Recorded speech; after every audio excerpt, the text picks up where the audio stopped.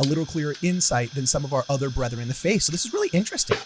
Michael Knowles basically cited the structure and authority of the Church of Jesus Christ of Latter-day Saints in comparison and conjunction with the structure and authority of the Catholic Church, and said that that's necessary, giving kind of some positive commentary to that structure of the church, which I thought was really super interesting. So basically, Michael Knowles comes to University of Utah, does his little Tony Robbins seminar thing, okay? He's a conservative pundit. He's not a far-right guy. He's not a January 6th insurrectionist or anything like that. He's a right-wing commentator. But KSL published a story. KSL published a story in which they called him a far-right commentator. I love it. And this, I'm sorry, but this kind of hit piece stuff really just kind of needs to end. But it won't, because people can't behave in media properly or ethically. And so we just have to become desensitized to it. And it's part of the reason why I think that none of these titles work anymore. What does far right mean? Like, honestly, if Michael Knowles, he's basically a conservative Catholic and believes everything conservative Catholics have believed since I was a child, consistently. And sometimes is it annoying? Yeah, because we'd all like to party with the music just a little bit louder, and there's the one neighbor that's got work early in the morning. And yes, so sometimes is it annoying when other people don't see things the same way we do? Yes. Does sometimes, the shirt and tie thing bother him when I wear hats and t-shirts? Maybe. Okay. Does he think rap is less of an art form than I do? Similar to Ben Shapiro, something that I oftentimes disagree with Ben Shapiro on are his cultural interpretations of the definition of music. All right. But these are all such low level things that do not matter. Okay. He's not advocating for an ethno state here. Okay. He's getting up there, and sure, he might be jokingly and a very tongue-in-cheek way saying taxation is theft, and he might be a little bit more free market than maybe even I am, okay? But, I mean, the dude's not an ANCAP anarchist, all right, who's tossing bombs into the New York Stock Exchange, like 1920s terrorism style here, all right? The dude's not got red laces on black boots here and isn't, putting up Third Reich flags in his college dorm here, okay? He's a guy that dresses like he's going to a business interview 24/7 and generally holds a conservative Catholic view towards most fiscal and political issues. Not a far-right commentator, okay? And all that really does, and the reason why KSL should be ashamed of its behavior on this, and why maybe Connor Boyack is right, maybe the church needs to sell KSL, is because if you do this to people like Michael Knowles, okay? I'm not some Michael Knowles fanboy, but I smell a fish when I smell a fish. And this article was a lemon, and it's just another scratch in the social fabric. Because if you call people like Michael Knowles, who is simply just a conservative Catholic, okay? If you call him a far-right commentator, which is a pejorative that we give people who believe in violence based upon ethnicity, that's a pejorative we give monarchists who fought revolutionary, okay? This is a really wild, very bad and negative title that could be given to most modern, like neo-Nazi, shall we say, okay? I would actually argue that they're extremely far left, not far right, but colloquially that would be considered far right in the modern nomenclature. And if we're giving people like Michael Knowles the title of far right, well then, what are the Nazis up in those compounds in Coeur d'Alene, Idaho? Okay? Like what do you call the actual people that are calling for an ethno state? Like, what do you call those? See, the problem with all of this, I don't want to say leftism, because that word's been stolen too, but the problem with the spoiled nature in which most of our modern day journalists who have never experienced wars or real problems do their commentary is that in their desire to be impactful, they have debased the value of words to such a degree that I don't even want to know if it's accidental at this point anymore, but we're accidentally using the same titles that we would give Mussolini, the fascist, to milquetoast collared shirt wearing conservative Catholics. And when you do that, all of a sudden the words have no meaning. We've called so many people Nazis now for not believing in Obamacare, the Little Sisters of the Poor, that Catholic sect of nuns that didn't want to be paying for the A-word drugs that were included in necessary Obamacare plans. If we call them the ethno-state people, then what do you actually call the real Nazis? We're suffering literally from the boy who cried wolf syndrome now. So I wasn't the only one that apparently noticed this. I'm loving Luke Hanson's work here, by the way. You have to sign up for the Ward Radio news blog, because he's really doing some great work here. Got some embedded tweets. This is awesome. So Joseph Addington talks about how gracious he was. And then Michael Knowles fights back. And this is the most hilarious way of fighting back. Like, trolling the trolls is such a beautiful thing sometimes.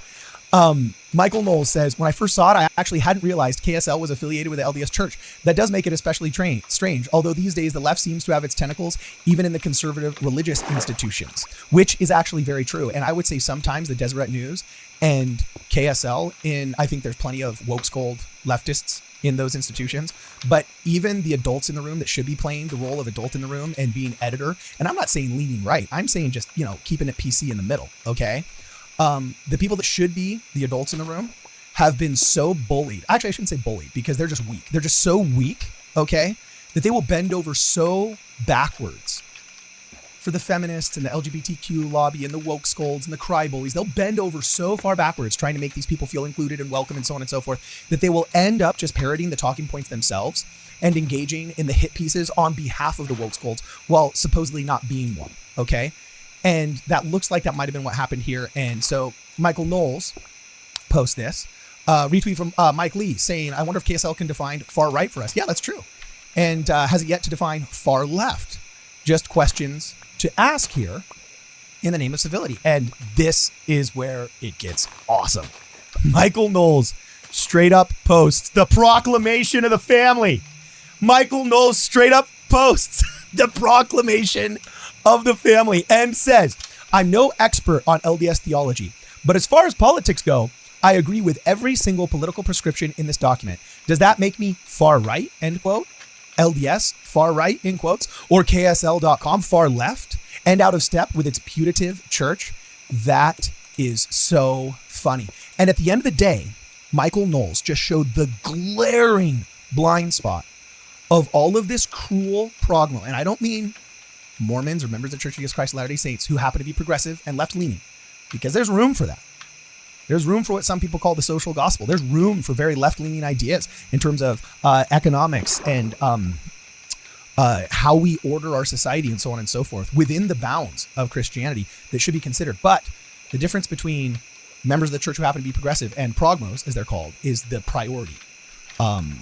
There's people that put their politics first ahead of God, and thus their politics become a false idol. And so the big blind spot that those people have created is that the progmos and the woke scolds, and call them whatever you want to call them, okay? Whatever title you want to give them, the cry bullies, the not Karens, because that's generally considered a conservative pejorative. But anyway, when the cry bullies have been screaming from the rooftops that the family proclamation is right-wing and far right and is abusive and is the patriarchy in print and all this other crap that they've said that literally makes it sound like the Communist Manifesto mixed with Mein Kampf all in print, okay? When you say that and beat that drum for 20 years like they have, in an amplified fashion over the past 5 years, you create a system in which, okay, this milquetoast basic how we order a family effectively document is now in the same camp as this milquetoast, generally conservative Catholic. And we've now created a system in which there's an entire generation of young people that when they hear pejoratives like far right and fascist and Nazi and all this other stuff, okay, they now have been trained like Pavlov's dogs to think, oh, so it's milquetoast and basic and actually common sense. So middle of the road, basic, common sense things are Nazi, fascist, and all this other horrible stuff. Wow, I should look more into fascism. Yeah, because I want more common sense in my life. That's literally what, I don't even want to call them the left because I'm a liberal person. But that's literally what the American mainstream news is doing. That's what the cry bully is doing. This is what all this woke nonsense is creating, is by calling Michael Knowles right-wing, okay? By saying, sorry, not right-wing, I apologize, far right. By calling Michael Knowles far right, okay? By calling the proclamation of the family oppressive, the patriarchy, abusive, and all these other horrible pejoratives they give. When in reality, they're just middle of the road good things. They're basics, and we go back to the basics in our church because the basics are good. When you do that, you create a system in which you have made Nazism so synonymous with good basics that you're now accidentally backdoor advertising to people that, oh, maybe fascism, maybe we should reconsider this. Because the people that are telling me I should be arrested unless I'm wearing a scuba tank and 3 masks and 5 face shields as I'm jogging on the beach, during the pandemic, that I'm a Nazi for doing that. Well, if Michael Knowles is, and the family proclamation and all of just like the basics that are embraced therein are so horrible, gosh, maybe I should look into this other horrible stuff too. That is the problem with the theft of words. There is a short-sighted gain that is achieved at expense of the long-term social fabric. And it is literally the definition of a hit piece. And the last thing I'm going to pull up right here is I was arguing with somebody who works in journalism as to whether or not is this a hit piece or not. And this is the actual Wiktionary definition. Okay, look, I probably should have pulled up Merriam-Webster's, all right, but Wiktionary is the first one that came up, and I have a feeling that they just probably stole it from Merriam-Webster's, right? But anyway, the definition that you can see right here is very simple.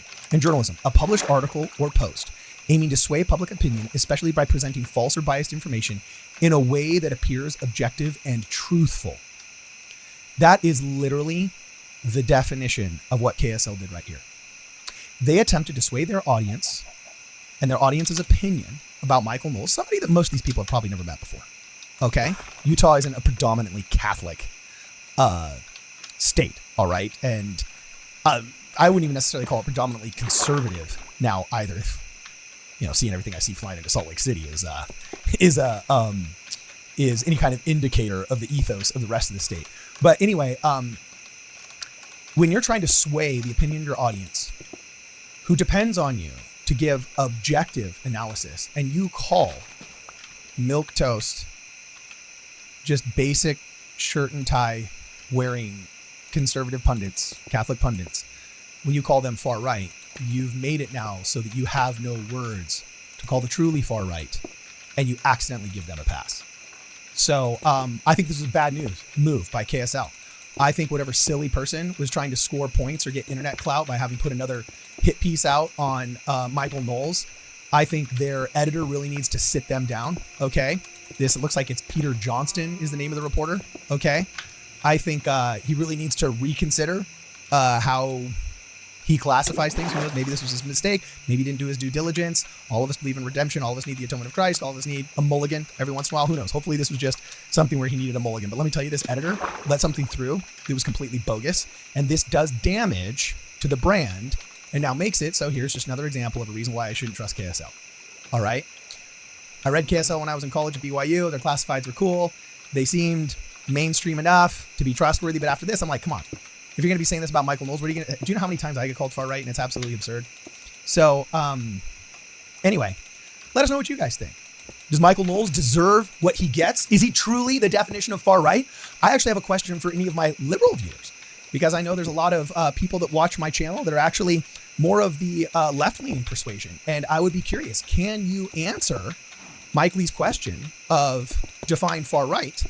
Okay, well, also define what is far left. In the words of Jordan Peterson, we all know what happens when the right goes too far, but what happens when the left goes too far? So I'd really appreciate it if you guys could, in the comments below, let me know what you guys think. Well, what are these definitions? The words have been stolen. We need to take them back. So let's define them the way that we see them, or we think they should be defined.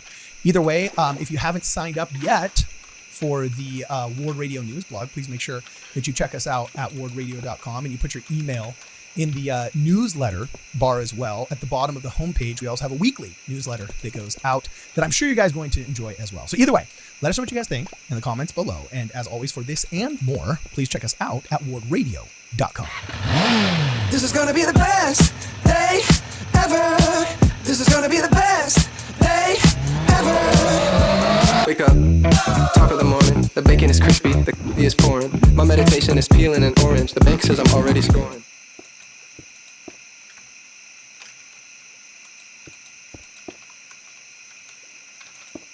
Patrick, your genius. is it showing? Where?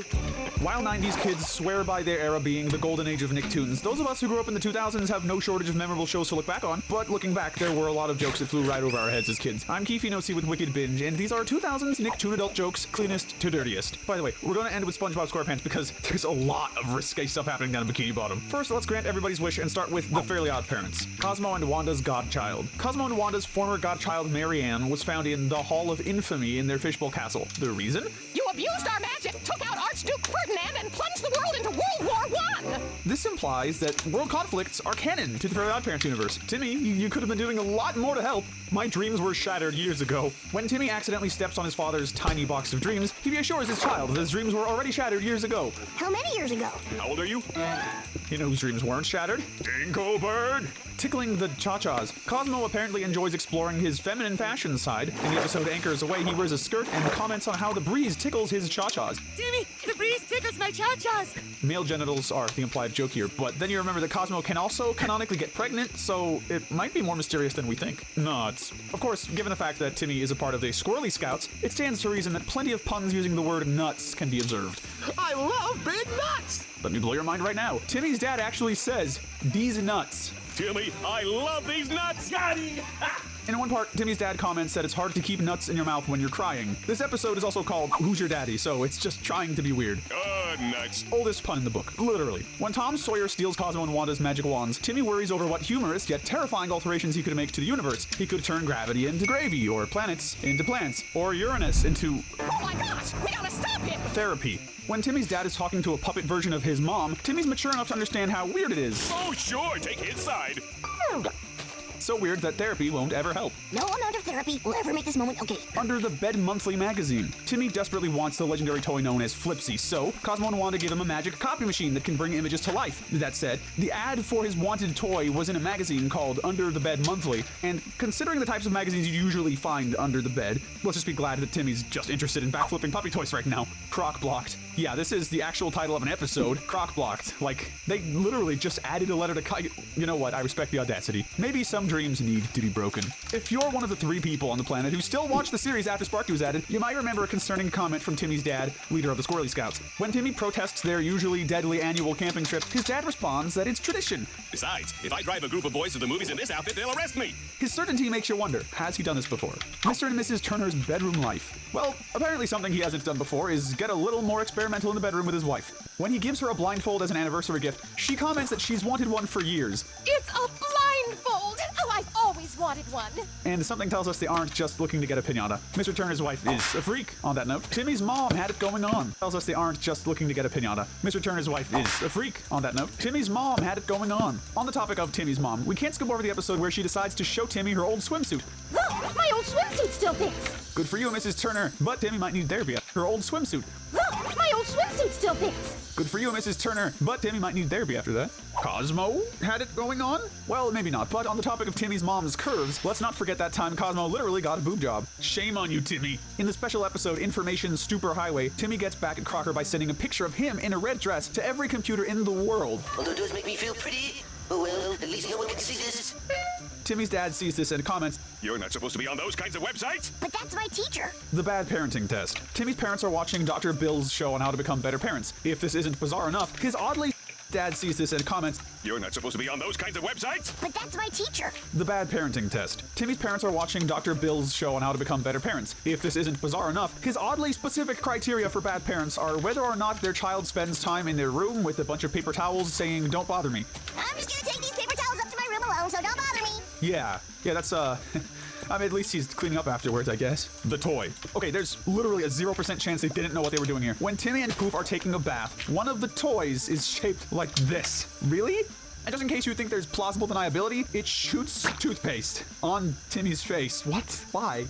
Okay, we only have one radical entry for rocket power. Steroids. In the episode The Ice Queens, Otto's knocked over by a much larger opponent who he tells to Pick on someone with your own steroid dosage. Are you prepared for the incredibly evil next entry? It's time for Invader Zim.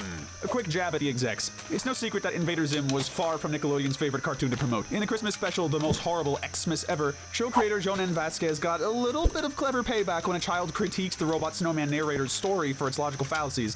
Why does he want to take over the Earth so badly? which turned out to be almost verbatim feedback from Nickelodeon executives. We never deserved this beautiful show, did we? Zim's a little too excited. In one flashback, Zim commandeers a giant robot on his home planet, demanding his allies to twist some knobs and pull some levers. It's easy to miss weird innuendos like this, considering that pretty much everything Zim says is already super bizarre. Slurs for humans. More good examples are Zim's various slurs for humans. Some of our personal favorites are Frolicking Dirt Child, Filthy Slug, and the classic Dib Monkey. Despite his huge head, the Dib Monkey is quite stupid. My head's not big! Geez, Zim, we knew you were trying to conquer Earth, but you don't have to be racist about it. Stupid, stinking humans. There are a lot of horror references. To be racist about it. Stupid, stinking humans. There are a lot of horror references. Invader Zim is famous for two things. First, grr. Second, its incredibly morbid sense of humor. Yes, there's an alien in the house! You mean besides you? From Zim going through an off-screen initiation in Invasion of the Saucer Morons to an entire episode about him stealing organs from children and replacing them with random objects. Oh, and we can't forget about Gaz's entire existence practically being an Exorcist reference. Can't you see I'm trying to draw a little piggy? You don't want to know what comes out. There's one episode where a character named Squidman, who was a former officer with the brain of a squid, tries to squirt ink to assist Zim, but can't. He says that it's not working, and All that comes out is. You don't want to know what comes out. judging by that white stain on the door, I think we know what he's talking about. Now it's time for our most... There's one episode reference. Can't you see I'm trying to draw a little piggy? You don't want to know what comes out. There's one episode where... and replacing them with random objects. Oh, and we can't forget about Gaz's entire existence practically being an Exorcist reference. Can't you see I'm trying to draw a little piggy? You don't want to know what comes out. There's one episode where a character named Squidman, who was a former officer with the brain of a squid, tries to squirt ink to assist Zim, but can't. He says that it's not working, and All that comes out is.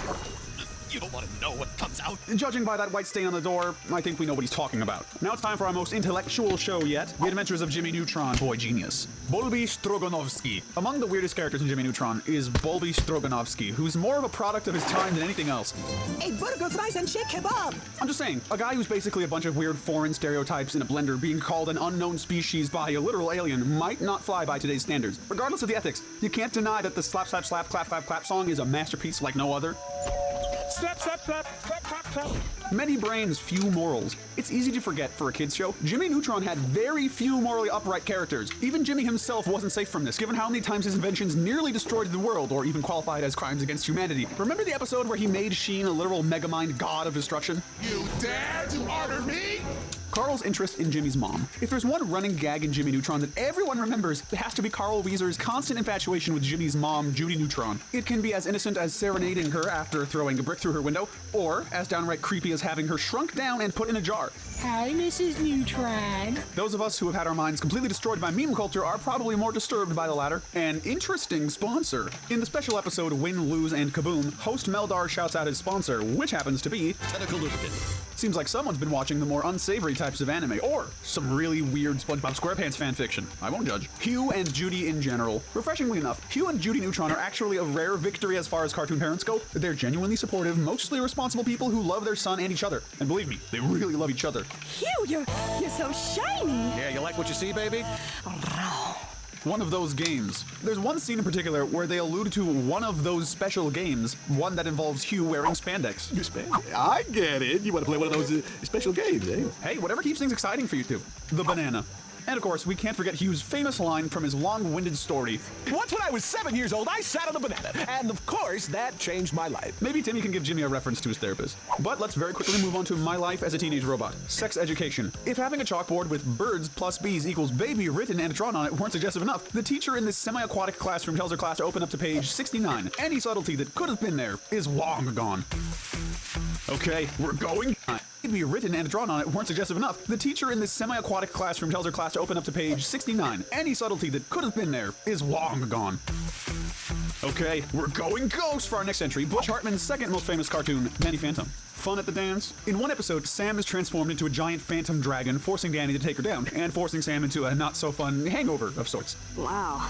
Did I have fun at the dance? Briefs or boxers? When Danny's infatuated with the popular girl Paulina, his ghost powers decide to have a little fun by forcing his pants to involuntarily fall down.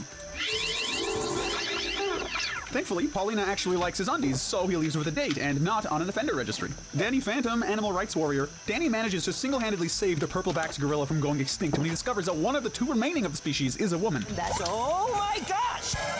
Meaning that Danny, one of the two remaining of the species, is a woman. That's oh my gosh. meaning that Danny just saw Gorilla's genitals. We've got the house to ourselves. With Danny and Jazz out of the house, for once, their folks have the whole place to themselves. We have the house to ourselves. I'll get the checkerboard.